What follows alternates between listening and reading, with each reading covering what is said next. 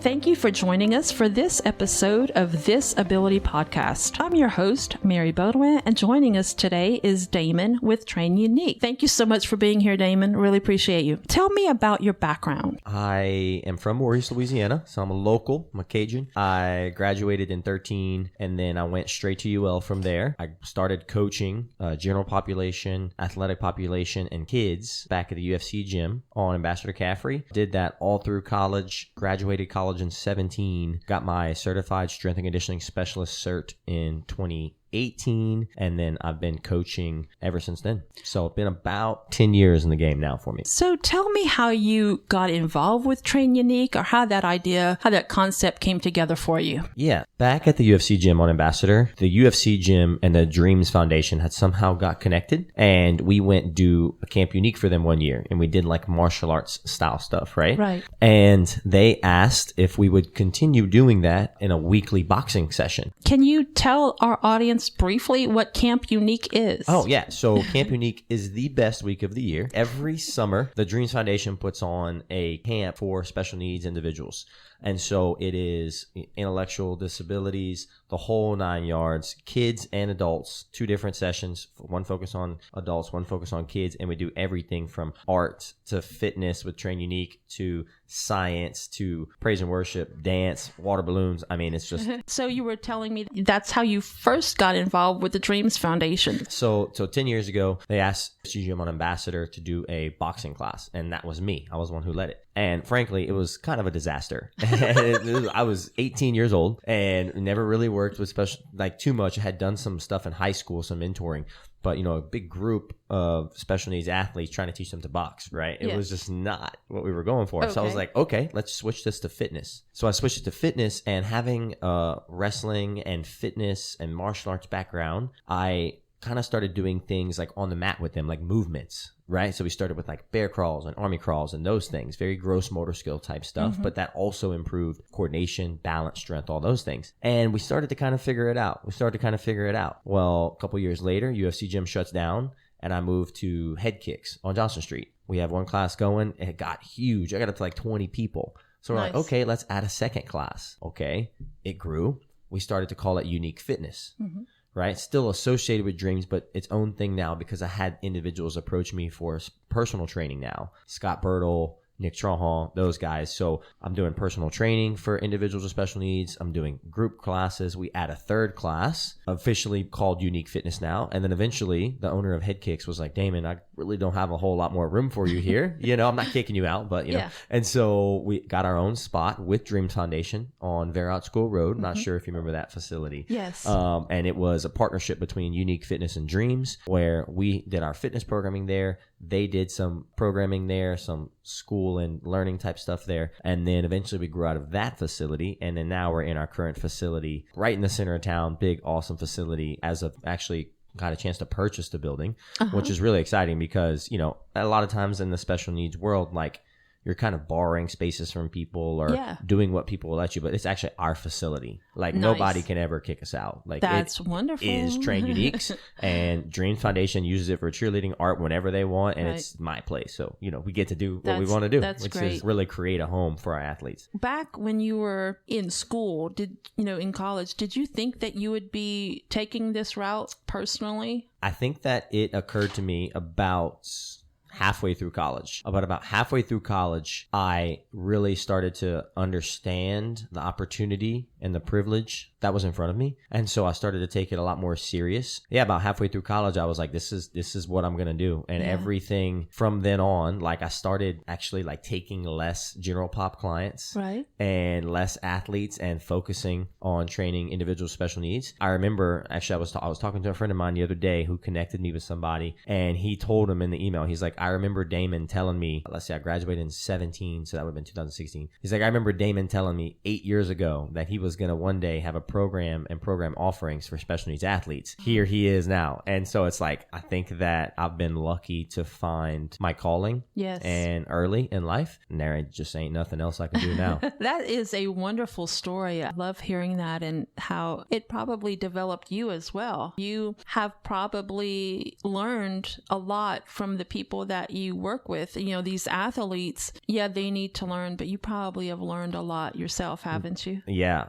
perspective is a wonderful thing, right? And I was actually like kind of talking about that with some people. I was in a conference in Chicago last week, and it's like whenever empathy is something that I was blessed with. My mom's a very empathetic person. Something about it, like I just can't shake that feeling of just wanting to serve this community, right? And I think part of it is because like just watching these athletes go through life, right? And just like, sometimes they have bad days, right? We all do, but just continuing to show up like every week, every day, day in and day out is incredible. I love that you were committed to it too, because you said at first you did the boxing with them and it was a catastrophe. Yes. But that didn't break you down. That didn't stop you. You found a way to be flexible with it. You found a way to work with it and say, okay, you know what? I'm going to modify this and I'm going to see how we can mold it into something that they can do. I think that's so admirable. So thank you for doing that. Yeah, thank you. I think that's probably one of my favorite things about this population. Like you said, like how much I've learned, like it's not a matter of if, it's like a matter of how. That's the real question. That's probably like going back to your question before, like what have I learned? Like probably that. It's not like if, or it's not when, it's how. It's like that is the big question. Like how we're going to do it and why we're going to do it, of course. But you just got to keep on going and finagling things until you find it. I know you have some different fitness programs within Train Unique. And one of them very specifically that appeals to me because I do have a daughter who is in a wheelchair, but you do wheelchair fitness. Talk to me about some of your athletes that you've had in the past and or now and how that's changed them. Yeah, where do I start?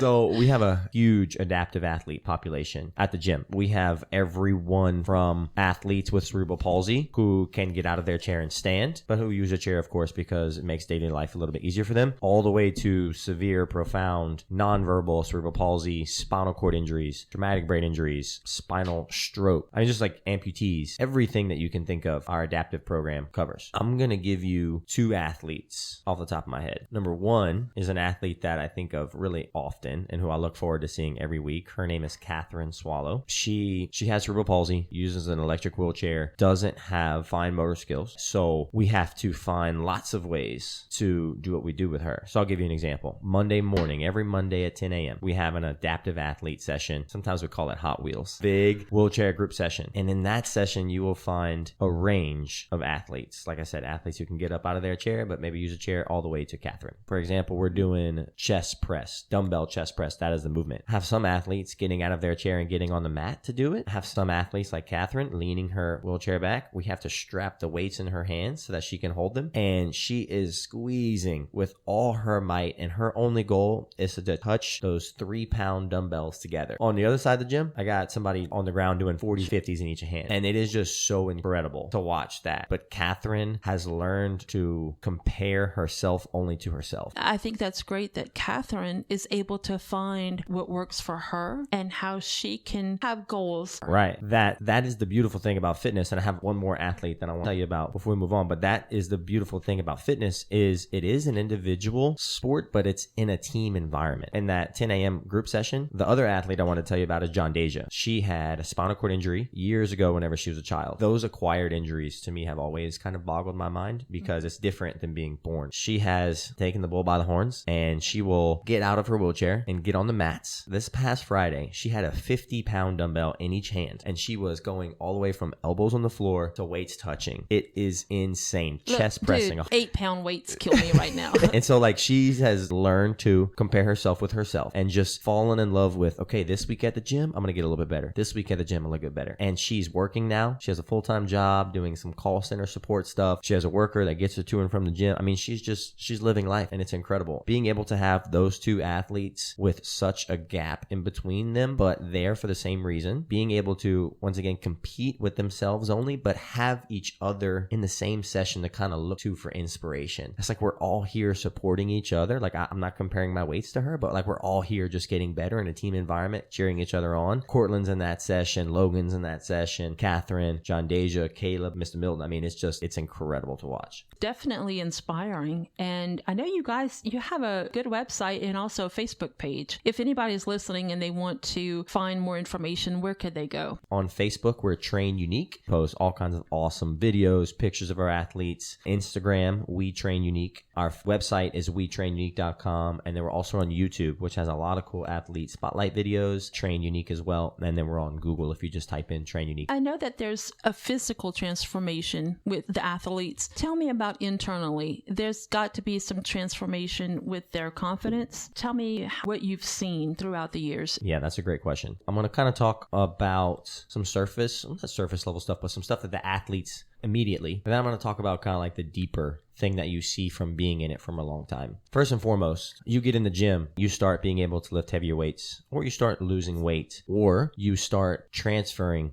in and out of your chair better, or you start being able to get off the ground better, or you notice that whenever you go to a festival or you go on a walk, you can walk further, or you start, for a lot of our intellectual athletes, they start noticing some muscles they're having. They're walking around flexing all the time, right? That's huge for an individual's self-esteem and confidence, their social life, and being able to have the confidence and have the self-esteem to start a conversation with somebody. So those things, self-esteem, confidence, social skills, those things are obviously huge. And that happens to 99% of the people that we have in the gym. But I think even more important than that, and something that you see from athletes who have been in the game for a long time, and I've been blessed to be around probably the widest range of athletes from anybody you've ever met. I've been around world champion, UFC fighters, high level athletes in the NFL. I mean, I've been around like world-class athletes, and I've been around our athletes with special needs at the gym. I went to that conference this past weekend, and the way that he put it was so eloquent. He was a CrossFit Games world champion. Now he's a brown belt in jiu-jitsu. He has gyms all over the place. Just a very successful guy. And then his daughter got leukemia. And he was like, man, of all the things I've done in my life, that was by far the hardest. He talked about how fitness and training gave him superpowers to overcome that, because life will come. You will get kicked. It's going to be hard. Stuff's going to get hard. Always. It's inevitable. And so when that happens, are you prepared for that? And having, let's say, money in the bank, that's great. That helps out. But not everybody has that. And it's hard to control that. But one thing that you can control is your mental fortitude, right? And your ability to show up every single day, control what you can control your effort, control the things you eat, control your sleep, control your stress levels, and just know that you can get through something challenging and hard. And working out 2 to 3, 4 days per week is one of the fastest way to develop that characteristic. Putting yourself through hard training sessions, getting stronger, being more confident in yourself. And so our athletes, they develop that, right? And they become more resilient. They become stronger mentally, become stronger socially, stronger physically. That's my favorite part. Yeah, I was looking at the website and you explain how there are so many benefits to working out. And it's not just physically, social awareness, better communication, a quality of life, and you build your strength, but also coordination, which is a big thing, in balance too, because balance is a huge thing to consider. So how do you work with someone that has some issues with balance? Yeah, great question. Number one, the first and foremost thing when it comes to balance is actually strength. Having the strength in your muscles that translates into your tendons, ligaments, and your joints. That is really the first component of strength. And then you get into the finer things like proprioception, which is where your body is in space, right? Small joint stability with your ankles and your knees and whatnot. First and foremost is strength. And then second is going to be what we call like athletic movements. We're going to get strong doing squats, push-ups, rows, chest press, etc., etc. That's number one. And then we're going to move like an athlete. We're going to move in some different planes of motion. We're going to move laterally. We're going to do some twisting. We're going to do some throwing. When you throw something really hard, you generate all that force and you have to catch yourself. We're going to do some jumping, right? Those are the things that develop balance without really having to work, because obviously one thing that's important with Train Unique is we got to keep it fun, right? So if I'm just like, hey, we're just going to work on our balance and do all this,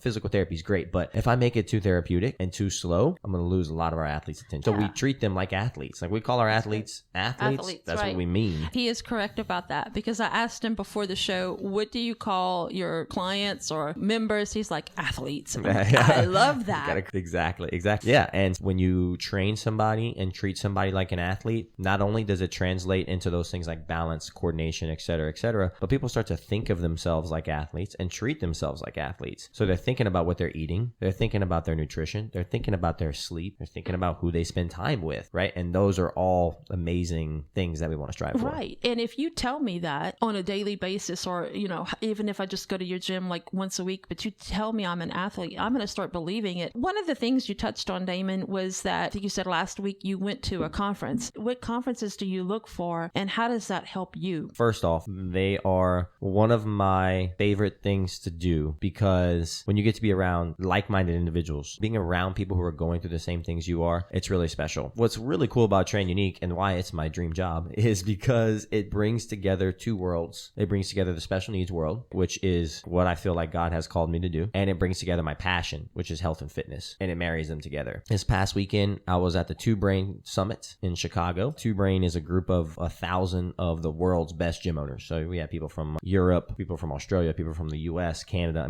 everywhere. It was 3 days meeting there, talking about being better gym owners, coaches, managers in our community, the whole 9 yards, and then a special needs focused or adaptive focused events as well. I just know that our special needs world is so vast. There's really so much to learn. My background, most of my education is in fitness, and I realize that. So I'm always looking for ways to improve, of course, on the fitness side, but especially in the special needs side, because that is what we're trying to marry. And you've probably learned about conditions that you didn't know existed before. Still hearing stuff. Like, I believe whenever you told me about your daughter, I was like, okay, there's another one. Yeah. Lissencephaly, which not many people know. It is one of those rare conditions that happens, but it means smooth brain. In conjunction with that, she has microcephaly. So cephaly is brain, so micro is small. And some people that have developmental disabilities do have microcephaly. And of course, probably people have heard of hydrocephaly too. That's water in the brain. So cephaly, anytime you hear that, of course, means there is something in the brain going on. Honestly, the specific condition, keeping it safe, or like I have an athlete with a shunt, for example, I have to make sure that I don't do things that mess with that. Tons of little things, like we have athletes with pumps, right? We have athletes with shunts. We have athletes with all these things. And so, of course, that stuff is really important. But the overall aspect of health and fitness applies to just about everyone. It could, yeah. Like my daughter had scoliosis, and she has rods in her back. Exactly. She has a scar all the way down, and there's plastic parts all in there. Right. So we've got multiple athletes with rods in their back. So it's like, of course, I need to know that. All of our trainers know how to work around that and adapt that. The pillars that we have, fitness, nutrition, and stress management, they apply to everybody. We want everybody to get stronger. We want everybody to get cardiovascularly more fit. We want everybody to eat more protein. We want everybody to eat more vegetables. We want everybody to take sugar out. We want everybody to drink more water. We want everybody to sleep better. Everybody to spend time with their friends more. The little specific diagnoses and all the little things, part of what makes our job fun, but at the same time doesn't change the basics. The stress management, that's huge. I actually myself have a condition called CAH, which stands for congenital adrenal hyperplasia. Another weird little thing of how I got into this, maybe just God kind of having a certain plan for me, but my adrenal glands have never functioned before. So I've been on experimental medication. Adrenal glands, what exactly do they do? They are your stress hormone creators. So anytime your body gets stressed, your body produces more cortisol. Probably heard of cortisol, like when people take cortisone or hydrocortisone, right? My body does not react to any of that, which at first glance you would think that'd be a good thing. However, if I get in an accident or I get sick, if I don't get that emergency medication quickly, I go into adrenal crisis and I could die. So which is why I have this cool medical alert tattoo right here. I've been in athletics, my whole life, and I've gone through about 50 medical alerts in my life, maybe more. And so finally one day I was like, you know what? I'm a grown man now. I'm just going to get this thing tattooed on me and nobody's going to miss it. People ask me about it. It's like, yeah, it kind of is what it is. Your stress hormones, right? Like I've been taking steroids my whole life because of it. So I have a really unique insight and a lot lot of knowledge on stress. What's funny is working out actually produces stress hormones in the body. So at first, working out is a stress. There's a such thing as working out too much. When you work out too much, your body's constantly having to produce cortisol to keep up with the muscle damage, etc. It can be a bad thing. But what it also does is it raises your tolerance to stress. And the acute, right, response is more cortisol. Although you burn cortisol whenever you work out, right? So you have somebody who's really, really stressed. So your body's burning cortisol and producing cortisol whenever you work out. But what happens after? So you, like the physiological responses, when you strengthen your heart gets so strong and it gets more efficient that it beats at a lower rate. Your resting heart rate lowers because your heart is stronger, so it's having to do less work, which means you can be more relaxed throughout the day. You can breathe deeper throughout the day, which lowers stress levels. The mental aspect, the endorphins release after you complete hard workout and your body telling you, you made it through that. Good job. That is how people get addicted to working out. That's kind of more of an emotional aspect of it. Yes, the burning the cortisol off, the building muscle, which produces anabolic hormones like testosterone in the body, which are related to lower stress levels, the lower resting heart rate, lower blood pressure, all of those things are physiological responses to working out and training that help you to be less stressful. But also, like we were going back to, like that mental aspect of, I work out hard. Whenever something pops up, I don't have to immediately freak out about it. I'm going to get through it. I already know I'm going to get through it. There are some other things that we can do just to lower stress. And my favorite one, and one that we preach to all of our athletes, is getting outside and going for either a walk or a roll. Outside, no phone, no music, no nothing like that. No technology. Doing what you just did. Taking deep breaths. Just going outside. Just the idea of it made me breathe and relax better. Take some deep breaths through the nose. Exactly. The nose is associated with that sympathetic nervous system. Relax. Like taking some deep breaths, soaking in the sunshine, which also leads to lower stress, right? The vitamin D production. That is my favorite thing to do. We have athletes going outside and walking. We have athletes going outside wheeling in their wheelchair, athletes riding their bike, whatever it is, about 10 to 15 minutes a couple times a day, particularly as the sun is going down. Man, that can change your life. I think I could sit here and talk to you all day. Unfortunately, we don't have enough time to do that. But I did want to ask you, is there anything that we did not get to talk about that you would like to touch on, or have any final thoughts that you'd like to say? I don't have anything particular. We like to say that effort is the universal language, right? So I have tons of athletes at our gym who are nonverbal, tons of athletes at our gym that would be considered severe profound. If we can get an athlete moving, we can get them to use any part of their body, we can work with them and we can add to their life, whether that's physical or whether that's something that they just look forward to, whether that's socially, whatever it is. Everybody is welcome at our gym as long as they are willing to try. If they are willing to try and put forth effort, we love to have them. I want to thank you and tell you how much what you're doing is changing the community. I mean, saying thank you just really isn't enough. You make a great impact on people's lives and you're changing them for the better. And I want to give a shout out to your staff because I've spoken with them on the phone a few times and they are so polite, so wonderful. And it's nice to have that welcoming feeling, especially when you go to a gym. Look, people can be intimidated to go to any gym, but Train Unique, you guys are different. And thank it's you nice. for that. That means a lot. One thing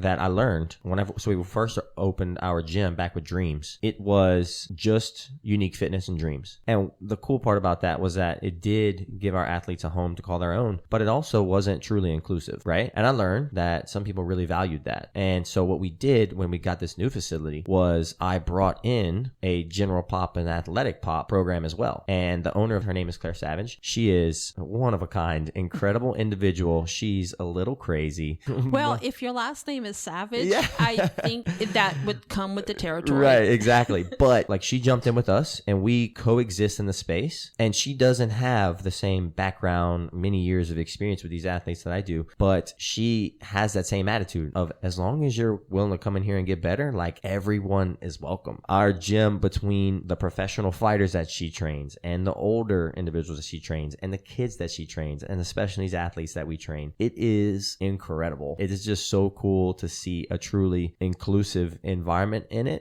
I gotta tell Claire, thank you for jumping into a world that she really just loving and accepting everybody with her whole heart, but also like she pushes people. Like she will call you out. If she sees you with a soda that she knows you're not supposed to be having, she's gonna say something about it. Oh yeah. Even the parents will be sitting in the lobby and she's like, why are you not working out? All of our athletes, when you're an athlete at Train Unique, your +1 also gets a membership. Parents are caretakers that bring their athlete. We realize they took their time and gas to to bring them, you can go work out too. Let's get fit as a family. She'll go in the lobby and she'll be like, why are you sitting? What you doing? Oh, yeah, she'd be fussing at me a lot. She's hilarious. She's incredible. But yeah, I just had to give her a shout out. That's awesome. Thank you so much for being here today, Damon. Thank you for what you're doing and keep up the great work. Thank you.